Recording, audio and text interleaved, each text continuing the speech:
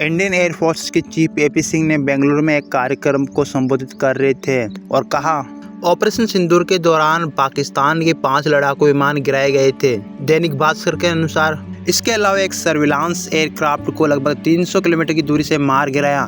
ये सतह से हवा में टारगेट हिटिंग का अभी तक का रिकॉर्ड है। एपी सिंह ने बेंगलुरु के एचएल मैनेजमेंट अकादमी ऑडिटोरियम में एयर चीफ मार्शल एल.एम. कातरे मेमोरियल लेक्चर 16 के सीजन को संबोधित कर रहे थे। इस दौरान उन्होंने कहा है कि ऑपरेशन सिंदूर के दौरान हमारे एयर डिफेंस सिस्टम ने शानदार काम किया। पाकिस्तान हमारे एयर डिफेंस सिस्टम नहीं भेज पाया। उन्होंने कहा है कि हाल ही में खरीदे गए S-400 सिस्टम गेम चेंजर रहे। पाकिस्तान लंबी दूरी के गाइडेंस बम होने के बाद भी इनका इस्तेमाल नहीं कर पाया। एयर चीफ मार्शल ने आगे कहा कि पाकिस्तान के बावलपुर में हमले के पहले और हमले की बाद की तस्वीर सबके सामने है। वह कुछ नहीं बचा था। ये तस्वीर न सिर्फ सैटेलाइट से ली गई बल्कि लोकल मीडिया ने भी तबाही हुई बिल्डिंग के अंदर की तस्वीर दिखाई थी। हम पर कोई प्रतिबंध नहीं लगाया गया था। हमारे हमले सोच समझकर किए गए थे।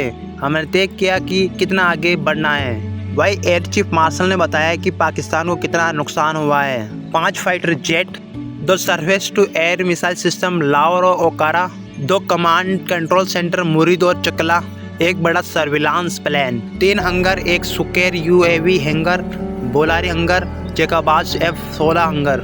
एयर चीफ मार्शल की स्पीच के 4 पॉइंट। सेना को खुली छूट दी गई थी। सफलता का एक प्रमुख कारण राजनीतिक इच्छा शक्ति का होना था।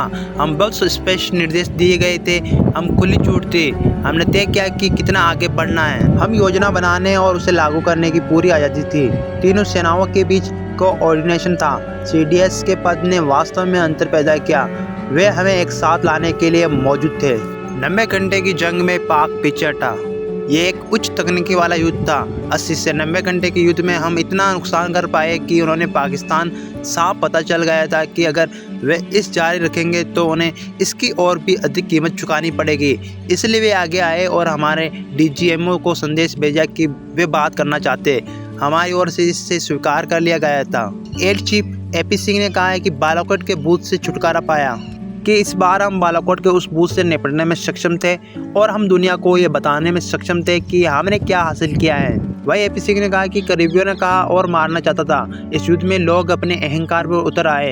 एक बार जब हमने अपना लक्ष्य हासिल कर लिया तो हम इसे रोकने के सभी अवसर तलाशने चाहिए थे। मेरे कुछ करीबी लोगों ने कहा और मारना चाहिए था, लेकिन क्या युद्ध को जारी रखना सही होता? देश ने एक अच्छा निर्णय लिया।